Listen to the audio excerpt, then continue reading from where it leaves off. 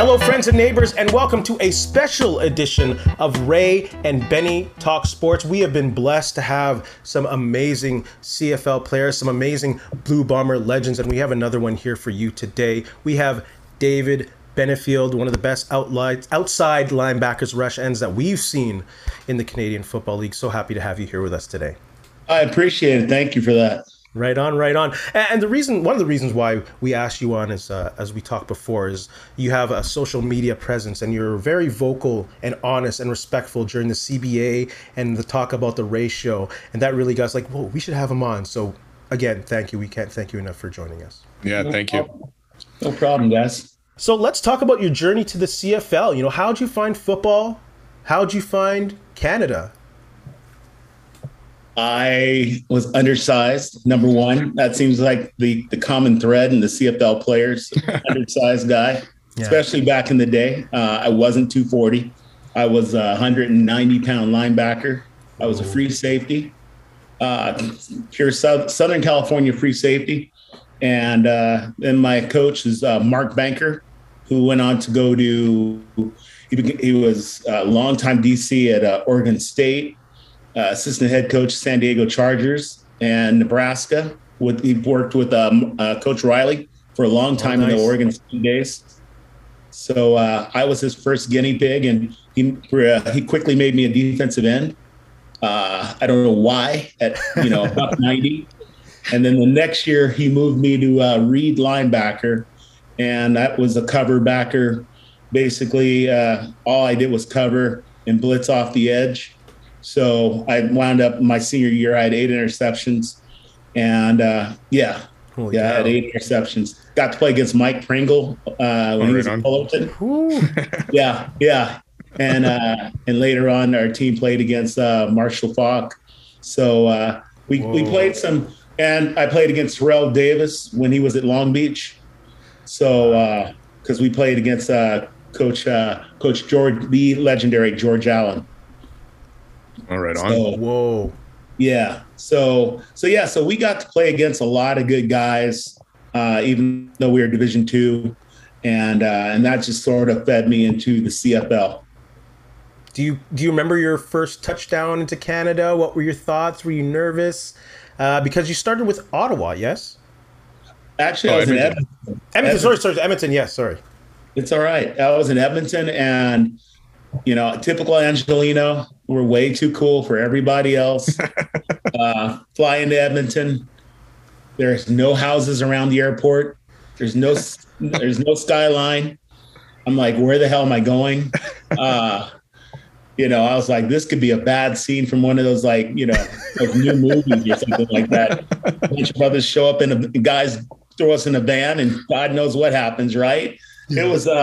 It was a trip because I'd never seen so much greenery like that. I mean, there was farm literally from the airport all the way downtown. Yeah. And then the sun didn't go down. Sun didn't go down till like 10 o'clock. So my friend Kenny Wallace and I, both from Northridge, we're asking guys what time it is. And they're like, oh, it's 9 o'clock. We're like, nah, they're trying to mess with us. And then we went to a 7-Eleven, and that was bizarre because 7-Elevens in California, they have liquor. And the guy behind the counter said, well, we don't sell beer here. You got to go to a beer store. And we're like, are you really trying us? Like, who's ever heard of a beer store? Yeah. Yeah, it was funny because we were so like Angelino and everything. We were just like, let's go back. Kenny was like, let's get a 40. And I'm like, okay, let's go get a 40. And the guy's like, we don't have, I'm like, where's the beer? Where are the staples? Where are the typical staples? There's no Jolly Ranchers here. There's no Blow Pops. I'm like, what's up with this place? I'm like, there's no Charms Blow Pops here. This is a bullshit 7-Eleven. So we like walked out, and then then the sun came up at like 4 a.m. So it's like, oh my God, what kind of place is this? Yeah. And then everything else kind of just like slowly started melting into like, okay, this football, and then you had to figure out the CFL game and who these guys are and everything else. And it was pretty cool. I mean, I think the biggest thing is that there is like David Williams was on my flight coming in from LA, and I'd heard of him because he was fighting Illini. And And I remember watching him on CBS highlights and stuff like that. So it's kind of like, okay, he's legit. But then after that, it's just kind of like, I knew David Williams, and then, I didn't know a lot of the other guys though. Wow. Their college background or anything like that. So it was cool. It was a good time. I mean, getting used to the yard off the ball and the 3-down thing, and that guy speaking crazy languages in between, like, like it was like, I was like, what are they saying? Someone's like, that's French. I was like, oh, okay. It was just wild. It was like, the SAP button, hitting the SAP button all the time. It was like, yeah, bro. I'm learning languages here. This is great. On the field too, learning languages. Yeah. And then you're learning languages from your fellow Americans, like guys from South Carolina and Florida. It's like, what did he say? We need an interpreter for this guy. It was funny. It was funny. Nice. So you started off in Edmonton though, but you ended up playing more so in Ottawa after that, right? Yeah. Played that year out. Never got off the practice roster. I mean, behind like Leroy Blue. I think Larry Ruck was the other end. So, two really good Canadian players. And that year, I think we were running some sort of a 30 or 40, Rich Stubler defense. So, and then Willie Pless, Bass, and then the secondary, you weren't going to play back there. So, it was like a lot of waiting. And then they brought guys in that had been playing, in different teams and stuff like that. So I started learning about the whole political side of it, bringing in guys that and you're just sort of waiting. And then that next year went into an ill-fated spring league. And after that folded, literally leaving guys stranded in Arizona.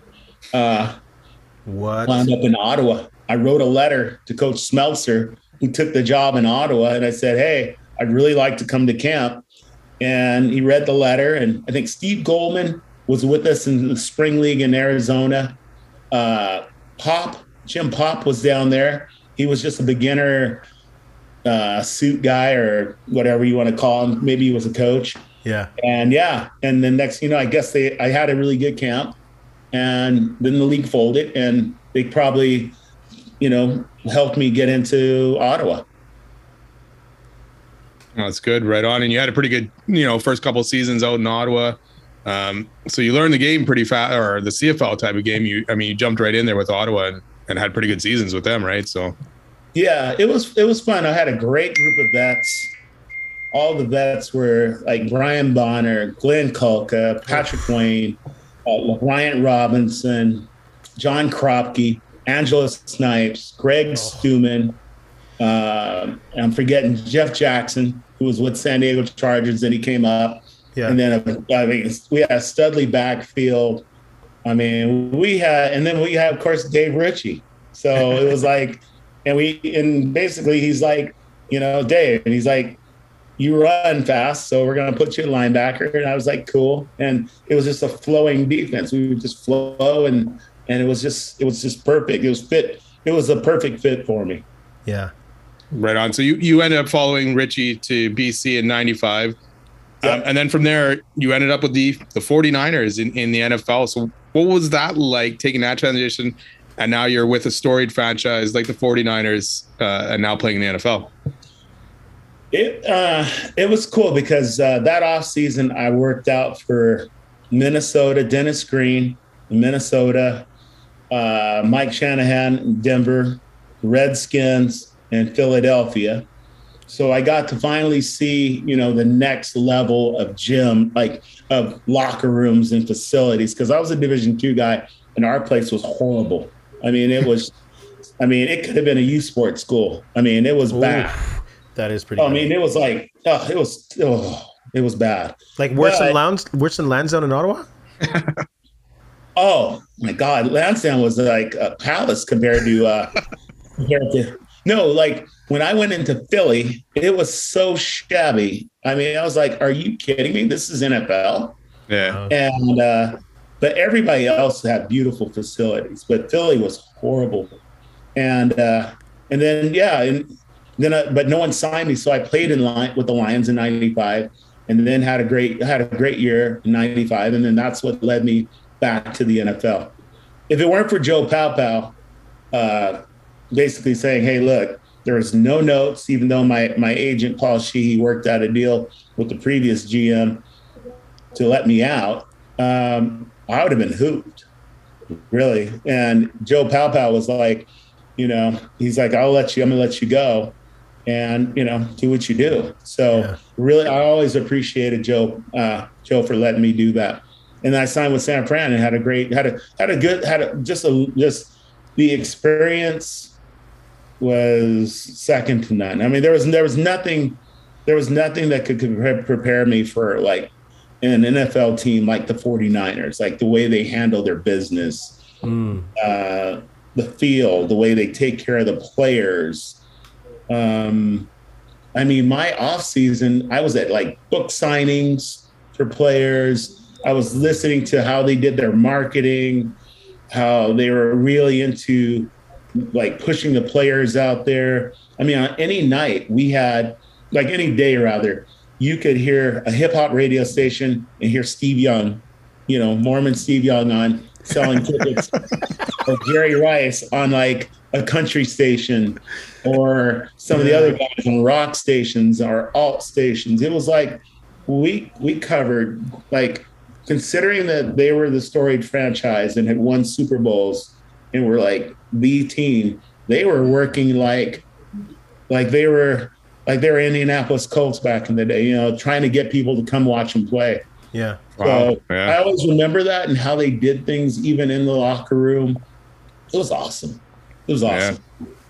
That was enough. After that, it was like, okay, you kind of see. And I remember asking Coach Rathman, I said, Coach, are all the NFL teams like this? And he said to me, no, the Raiders are like a high school. You don't want to go there. And some of the other guys would come in and I'd ask them, I was like, how do you know the defense? He's like, you've heard one, you've heard them all. And they were so wired. And then, other guys were like, oh no, they've got a horrible front office. You don't want to go over there. They treat you like shit. It's just like, wow. I mean, so being in San Fran totally was finally, I felt I had arrived. So it was pretty amazing. Wow. That's awesome. So let's go back to Dave Ritchie, legendary coach in Winnipeg. Yeah. Talking about going to the top of the mountain, playing polo with the King's Head, drinking that good water. What was it like to be around Dave Ritchie? He's a big dude, right? Yeah. He's a big dude. And I remember he had that voice and he would just like belt things out. And he would get in guys' faces. And I just remember I had these big hoop earrings at the time because it was the 90s. I was trying to be cool. And he called me Geraldine all the time. Oh, jeez. Coach. He would be like, Geraldine, get over here. And I knew he was talking to me. Wow. He would crack me up, and he would always drop like historical references for things like, if you guys don't do what you're supposed to do, you're gonna be hanging upside down like that Mussolini by his heels. And I was like, wow. I was like, because I was a big World War II freak in high school. So I was like, I remember seeing the pictures in the books and everything. I was like, oh, that's horrible. It would be like, you Americans, you go north and south. Canadians go east and west. Linebackers, you better get home. DBs, you better cover.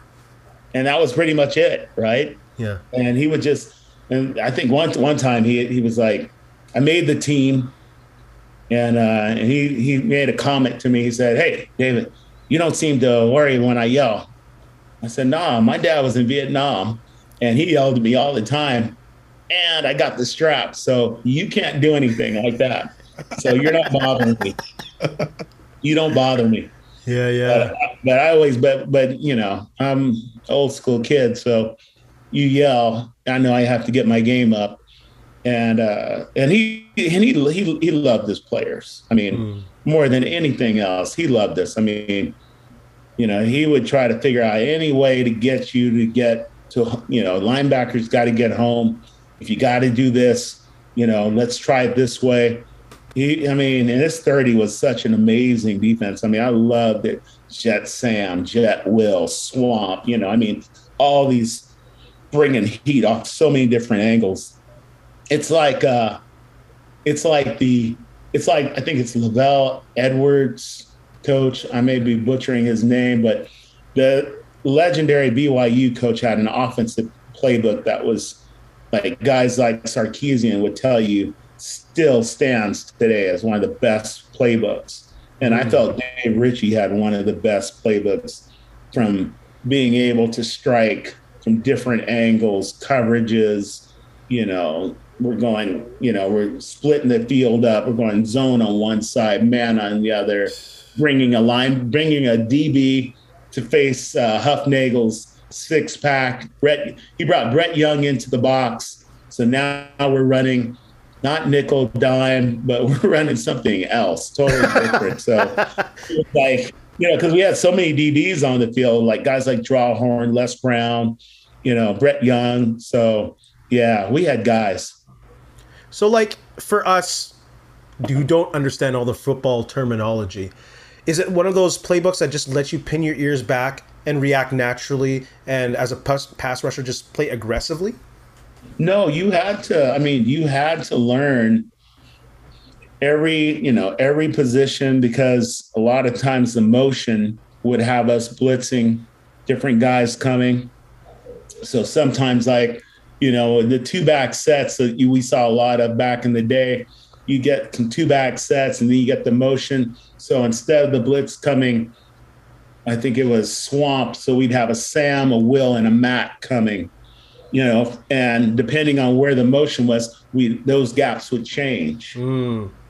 So it was pretty cool, the stuff we would do, or the way we would, blitz and engage a back or go have to cover. Like sometimes Saunders would line up wide and that would throw off everything. But then I remember Dave saying, well, Dave, you can run, so you go out there and cover. And he also put me on pinball. And again, I was like, this is crazy.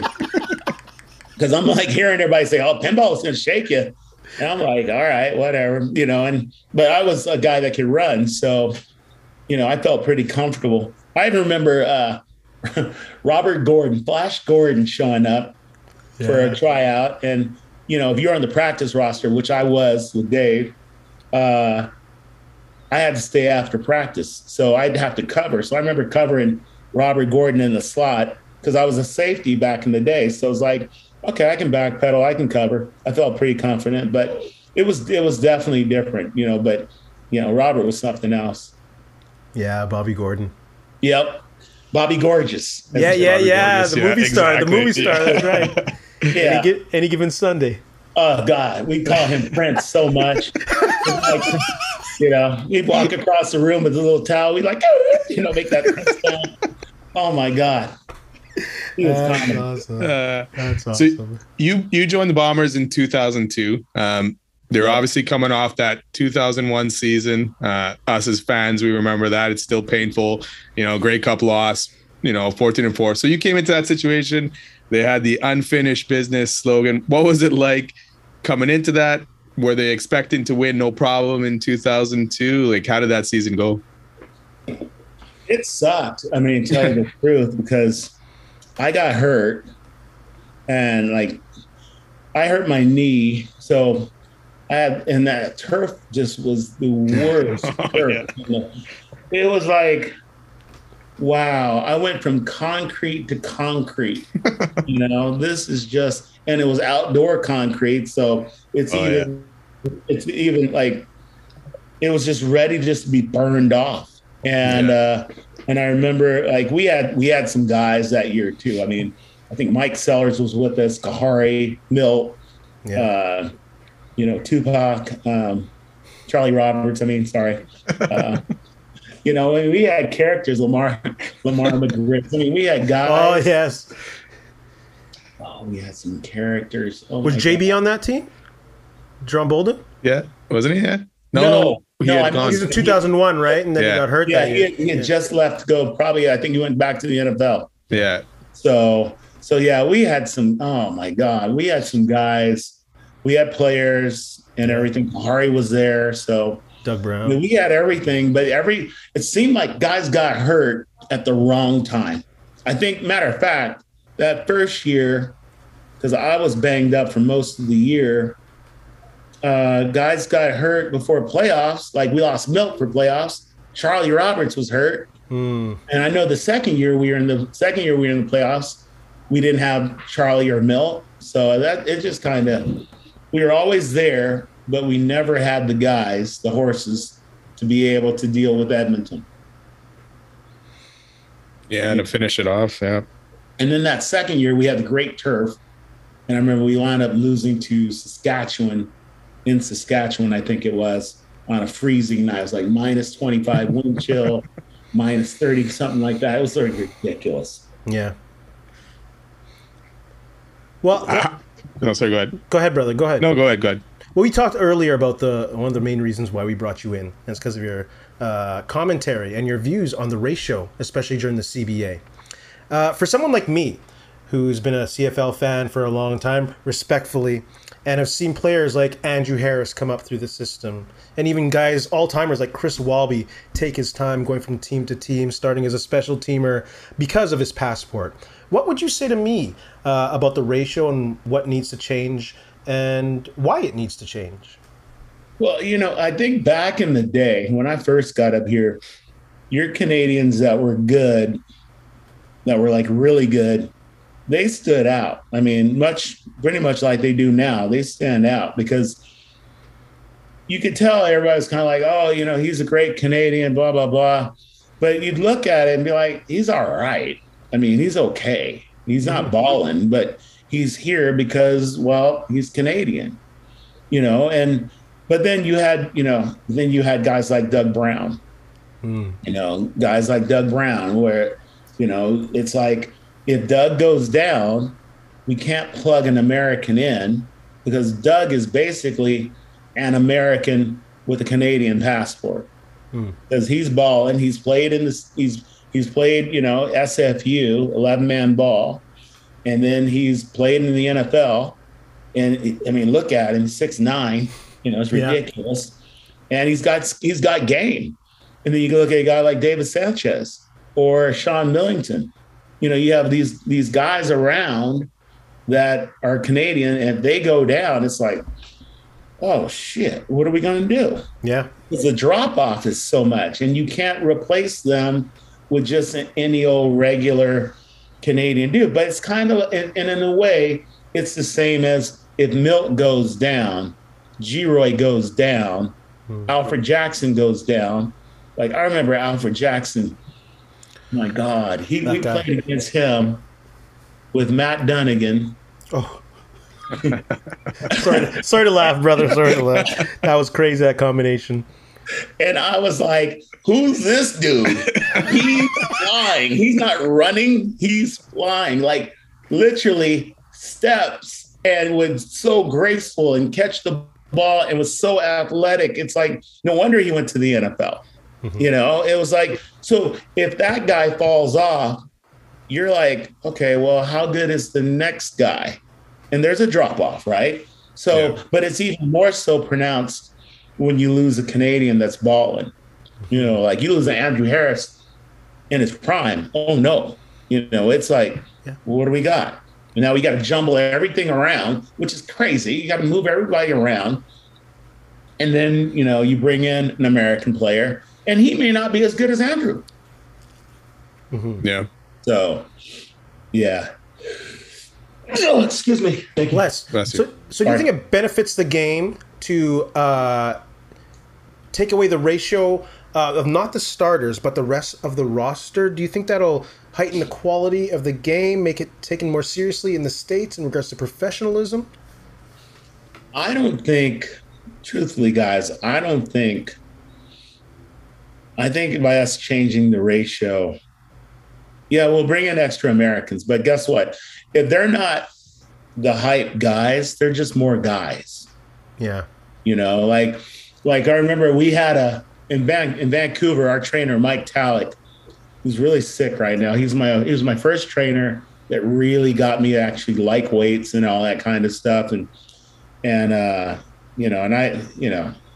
he was amazing, right? So we had a varsity PE class for a strength training course during the off season. So we had Trevor Linden, Yerke Lume, holy cow, Dave Scatchard, Mike Sillinger. He would drop in. Mike would drop in, and McCult. We had these guys, and then we had Terry Crews, Mike Rooker, the actors. Terry Crews, nice.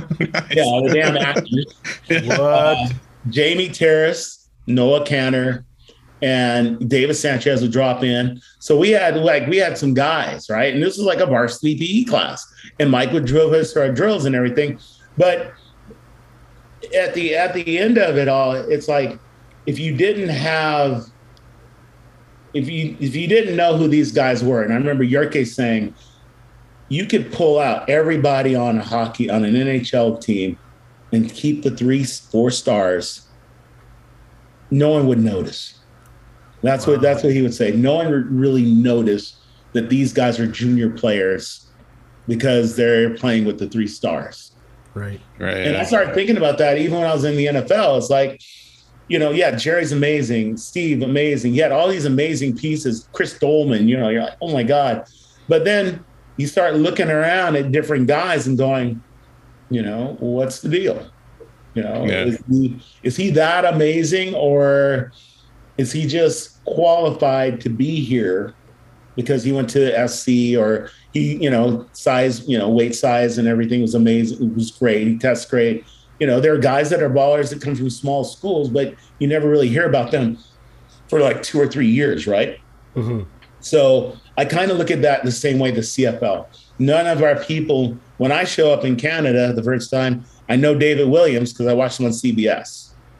But the rest of these guys, I don't know who you are. Yeah. And then if the league doesn't promote the players in way, shape, or form, or if they talk down on the players like, well, if you don't take another 10 grand off, we're going to get somebody else in here. Well, you're destroying the fan base, the stars of the fan base. You're constantly flipping guys for 5 grand, 10 grand, and then you're promoting perhaps maybe the Canadian players, which is where sometimes that animosity comes from because they get to do whatever they want because they're Canadian. They just have to be okay and not screw up too much, but they're the ones that they promote, so there's a lot that goes into it. I'll say it like that. There's a lot that goes into it. And sometimes, back in my day, I've always wanted to say that back in my day, but, back in my day, here we are. You had guys, the Canadian, back in 95, but you had guys that were like, if our whole line was Canadian, they could pretty much control the tempo of the practice. So we would be in gear, and if they didn't want to go, we didn't go. So if that's your last pad day to get things right, your game comes down because these guys don't want to go. Yeah. So there was always a lot that went into, how many Canadian, the rules. Like I remember voting, and someone said, well, if we have one vote that's against, that's it. And I'm like, what kind of democracy is that? Is it a Republican deal? What's the deal here? It's like the ballot box. One guy. It's like, come on. So, and I remember like us wanting to vote for an earlier workout time, and one guy was like, "No, I got a pottery class or something like that, or something." There's something like bizarre. It's like, and we're like, wait, are we pro football players? Or are we? What are we doing? So. Yeah, so there was a lot that goes into a locker room and the politics of, ratio versus non-ratio, and then their salaries were always pretty much locked in. But you had our salaries that were, after the CFL South failed, we had guys that were playing for $20,000. What? Wow, that's crazy. We had guys in Shreveport. We had guys across Canada. And I remember because one of my best friends went to Shreveport, and he was telling me they offered him like 15 grand. And I'm like, dude, that's not even arena league, because at least the arena league, you can see, okay, if this guy plays well, he got a 10 grand bump, but the CFL wasn't so transparent. Yeah. So, and so we had guys playing in the CFL South for nothing. That's crazy. Wow. And then they brought those salaries with them when the league folded down there to Canada. So now you take a 15 grand paycheck, convert it into a 73-cent dollar. Yeah.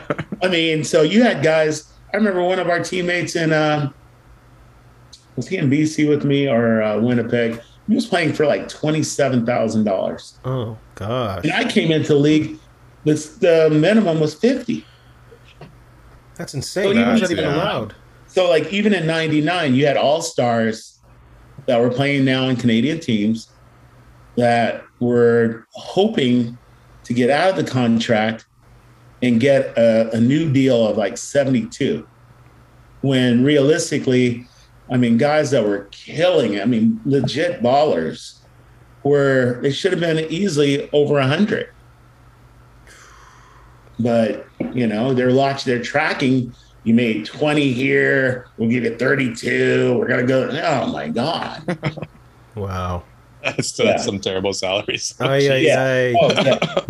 And luckily I came in because Ray Newman was the scout, and he brought me in, and mine was 50. And then my buddy was like, oh, you got to read this fine print, Dave. That's 50 Canadian. I was like, oh, well, isn't that the same? No, Dave. What? Sorry, bro. Yeah. No, Canadian dollars weak, man. Oh my God. Yeah. You just don't know. Going home with 68 cents in your pocket, thinking you had a buck. What's this all about? How much is gas where you're at? It's now dropped to $2.17 a liter. Okay. We're at what are we at? 207 in Manitoba? Yeah, some 207, some 202, but yeah. That's right. You got to talk about gas. Gas. Oh, no. I remember bussing into Edmonton and thinking, first thing was, I was like, God, they got electric cars here. And I was just sitting there looking at all these cars drive by. They were different than LA cars, but because you guys have sand and snow and salt. Yeah. I was like, these cars are beaten up, but they're electric cars, because I saw these electric plugs hanging out of the front of the car. So I was like, wow, these Canadians got electric cars. And then we drove by a gas station and it was 50 cents. And I'm like, son of a bitch, these guys have 50 cents a gallon gas. Gallons? And they have electric cars, because we drove by the parking lot and they had these little meters out there where you plug your car in. So I'm going, dude, they got electric cars. They plug their cars in and they stay charged. And then the driver goes, no, that's because an engine block heater. I was like, what's that? It gets so cold here, it freezes your oil. It's like, wow. Yeah. We don't have that in California. It's vicious. Oh my goodness. Was that what was the biggest culture shock when you came to Canada, you think? Going to a nightclub and the DJ not mixing. just next track. Oh, push and pull. I remember standing someplace. We went to a place, our first night out in Edmonton. Well, not first night out. All the rookies got to go out to rookie camp. So I put on my LA gear, my LA night clubbing, Roxbury gear, ball cap, typical LA t-shirt and stuff. Yeah. And the guy's like, no hats. Like, yeah. Yeah. What kind of strange place is this? No hats. I was just standing next to like Wesley Snipes and we're like in these great spots, Robert Downey Jr. and shit. And we're like, everyone's just what we do. And you're not letting me wear a hat. Okay, whatever. Then we go inside and then the DJ's not mixing. Then I remember asking for I remember saying, oh, do you guys play hip hop here? No, we don't play that music here. I was like, where am I? Canada. And John Cochran. I was like, Life is a highway again? Oh, yes. Yes. I mean, when you leave, oh my God, it was crazy. Like you leave, standing watching Tone Loc roll into a party on Beverly. That's insane. And next thing you know, you're in the middle of Edmonton and the DJ will not play hip hop. That's hilarious about the hats, because I totally forgot about that, but it was the same thing here in Winnipeg. There was places that you could go, no hats allowed. Yeah. Oh yeah. And then the guys with the bouncers would be like, "Oh, who are you?" I was like, "I'm David and I'm on the football team." And they're like, "You have a card?" And I'd show them the card. And then they try to make you go in the back of the line. I was like, "Oh my God." And then I went to a Super Bowl in LA, and I was all worried, right? Because I pull out my CFL card, and it's a Super Bowl party, and I walk up to the front of the line, and these 2 6'8" dudes, like Wallaby-sized guys, they're like, "What do you got, Holmes?" I'm like, "My CFL card." And the guys go, "You from Canada?" I go, "No, I'm from Pasadena, but I play in the CFL." "Word? Okay, come on in." Ah, nice. I was like, they didn't make me stand in line. I was like, after that, I was like, okay, I don't know. We got to fix that. You know, the hospitality suites up in Canada. That's great. That's good to know that the CFL card had clout, though. Yeah. You know what? Sure. That's party. That's Super Bowl too. That's crazy. Yeah. Less than a 9 at that party too. It was great. That's crazy. Man, we can't thank you enough for joining us. The conversations have been amazing. Sure, man. Before we let you go, we have a segment that we do with all of our guests called Rapid Fire 5 Quick Questions. David does not know what we're going to ask him, but he's agreed to do it. So let's get it started. David, who was the toughest tackle that you played against? Chris Walby. Toughest training camp you've been involved with? Probably Ottawa. How about Ottawa. Ottawa. Yeah, because we had to run 330s. What's that? We had to run 330 yards in so much, like an X amount of time. But we had to do 5 of them. And if you didn't do it, you had to do an extra one. Bless. Wow. Yeah, it was crazy time. So, yeah. But I was good, though, because I was skinny then. Nice. Who is your most influential teammate? Ooh, that would probably be the linebackers and the group at Ottawa, because they really explained the game and the way the business of the league worked. Yeah, but there have been a lot of guys over the years that were great to have, that would just, could always talk to me and explain things to me, and like, you should think about this, you should look at this, So, and that was a bunch of different guys. So, yeah. Right on. Yeah. How about the loudest crowd in the CFL? Oh, that's Saskatchewan. That's Saskatchewan. Fair. Yeah, they brought it. They just, they did. They brought it. Hands down. And describe your 5-sack game against the Birmingham Barracudas. That was just a run, because I was really excited. First I got to play against Dunnigan, with a better team. Oh, yeah. And we were tapping on him all night long. So, but then they had Thomas Ram, who was like a Florida he was like an All-American or second team All-American. So I was really pumped for that too. So I got to him, and then it was kind of bitter, because I had 7 sacks, to be honest with you. And Right on. because I got back there, forced Dunnigan. He fumbled the ball in one of them, and he recovered it. So that's a sack in damn near every other league on the planet. Yeah. And then another time, same thing happened, and it was a sack, but they did not give me the sack. But then when I went to San Francisco, I remember Dwight Clark, who was the VP at the time. I walked in, and he was like, I remember him saying, 7 sacks. And I was like, yeah, thank you. And he and then he walked out and brought the contract in, and that was it. But it was like, yeah. So it's like, okay. So I wasn't losing my mind. It was 7 sacks. But for some reason, our guys we don't want to follow, the rest of the football world. So we want to continue to try to reinvent the wheel. I do things differently. So yeah. That's right. It was awesome because it was a great night.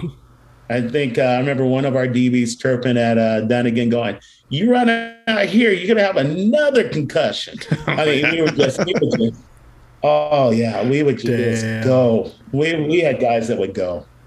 That's awesome. So yeah, it was a great time. One last question. Do you have anything to say to your fans in Canada and specifically for us in Winnipeg? No, I definitely in Winnipeg, it was the best of times because I was a huge blue and gold. I've always been a blue and gold guy. It's like blue and gold. That was my first elementary school colors, blue and gold, Pasadena Christian, and we were blue and gold. And I loved our uniforms. UCLA, John Muir High School. Those were always the places I wanted to play. And got to wear the blue and gold at Winnipeg. So it was like super cool. And we had the best group of guys. I mean, Tom Europe, Brian Clark, Doug Brown, Anoki Brechterfield, Mike Sellers. Yes. We would roll into places and it was like, I remember, okay, I'll tell you this. So is the Palomino Club still there? It's moved, but it's still alive. It's still alive. So Brendan Taman one night. Brendan Taman, he's like talking to Tommy Europe and I, because we were roommates, and he's like, "Hey, we're gonna go out." And I'm like, "Okay, well, let's roll. We'll roll with you." And he's like, "Okay, we're going to the Palomino Club." I'm like, "Great, country western." So we go there, and this is before the advent of the cell phone, so everybody was fairly safe. We go there, and all of a sudden, it's like, like the night hits, that rubber band snaps and people start losing their minds. Yeah. So we were making the party goers do things. It was like girls gone wild. I'll use that expression, girls gone wild. And Brendan's standing there with Tommy and I, and Tommy's, he's got, girls were kissing for us and in front of the general manager. We were getting flashed. It was turning into just the ultimate of just people were just losing their minds. These guys came from somewhere, Brandon, they come up to me and they go, "This is the greatest night ever." I know, right? This is pretty awesome. Brendan looks at us and goes, "I'm never going to go out with you guys again." It was just they had never seen anything like that. And, I blame it all on Tommy, of course, and the rest of our guys that were there. But it was like the epic night. And, after that, it was like Earl's Polo Park was, our hangout. And it was a good time. It was a really good time. Awesome. Right on. That sounds exactly like the PAL. Oh, yeah. Must have been a Monday night. It was Tuesday. It was a Tuesday night. It was a Tuesday night back then. Could I talk about something real quick? Yeah, of course. Yeah, for sure. One of the things, so what I'm doing now, I work for this agency. We're called the Actuate Agency. And because it's so difficult to get into universities now, whether you got a great GPA or not, you're an athlete. But because of NIL, name, image, likeness in the States, our founder, Terry McKay, started the Actuate Agency, where we help high school youth develop their social media to be attractive to universities. So that if we've got like another, like young Andrew Harris, who's making his way through the ranks, we teach them how to develop their social media to where it's attractive and they've got the great followers. And that actually will follow them through life, because we're finding the social media, a lot of employers are looking at your social media. Yeah. So we're helping them organically build a great resume social media wise. And if they were to go to a university, Minnesota or a place with the NIL, they're going to be able to take advantage of that money that's there, that's actually out there for them. And we're working with the youth sport in the schools in Canada, do the same thing. So businesses, alumni groups, collectives will be able to, when we offer a scholarship in Canada and kids have a great social media following, they'll be able to, these collectives, these alumni will be able to actually pay these kids on top of their scholarships, so that, at the end of 4 years, they don't leave with a bit of a debt. And that's the difference between, a scholarship in Canada versus a scholarship in the US. You still have to pay for housing, room and board and all that kind of stuff, versus a full ride in the US is a full ride. But because of NIL, there's a lot to be given to a kid that's got a great social media following, and the school can actually benefit from having a kid with a strong social media following, and these businesses can take advantage of that also. So it's definitely a win-win for everyone. Nice. That's awesome. Nice. Right on. Yeah, and it's called the Actuateagency.com. Actuateagency.com. Are you on social media as well? Yes. So we'll look for you on Instagram, Facebook, Twitter. Yes, please do, guys. Friends and neighbors, don't forget to check out the Actuate Agency on social media. Daved Benefield, man, I can't thank you enough. Amazing CFL player. So happy to see you. Thank you. Yeah, thank you very much. Thanks, you guys. This has been fun. I really appreciate you guys having me on. Yeah, and if you come back to Winnipeg, we got the Palomino for you. Don't worry about that lineup, man. Just bring that CFL card and we're good to go. I think it's next to my Black Doctor's bag of special magical stuff. So I could probably use it one more time. Okay, well, you got our emails. When you're back in town, holler, and we're going to hit that Palomino. Friends and neighbors, Daved Benefield, thanks for joining us. Check us out. Hit that subscribe, like, comment. Tell us what you think. Take care. Be kind. Help each other out. Hey, friends and neighbors, don't forget to check us out online on Facebook, TikTok, Instagram, and Twitter at Ray Benny Sports. And don't forget to check out our YouTube channel. Leave a like, leave a comment, tell us what you think.